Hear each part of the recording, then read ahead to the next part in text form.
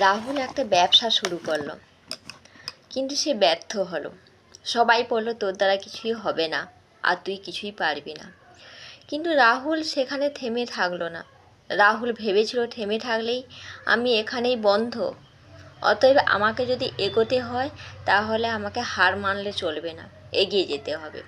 সে নিজের ব্যর্থতার কারণ খুঁজে বের করলো। ভুলগুলো থেকে সে একটু একটু করে শিক্ষা নিল এবং ভুলগুলো যাতে শুধরে যায় সেখান থেকে সে শিক্ষা পেল। আবার সে শুরু করলো। দ্বিতীয়বার সে আবার সফল হয়ে গেল। শুধু সফল মানুষের গল্প পড়লে অনুপ্রেরণা পাওয়া যায় না, কিন্তু মাঝে মাঝে কিছু ব্যর্থ মানুষেরও গল্প পড়লে সফল হওয়ার পথটা শেখা যায়।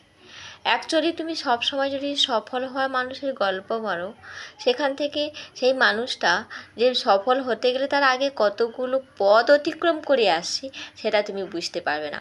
আর একটা মানুষ সফল হয়ে গেলে হুট করে এসে সফল হয়ও না, তার আগে নিশ্চয়ই কোনো না কোনো গল্প লেখা থাকে, যে গল্পের ভিতর দিয়ে, তার কষ্টের ভিতর দিয়ে সে আজকে ওই সাফল্যের মুখ দেখতে পেয়েছে।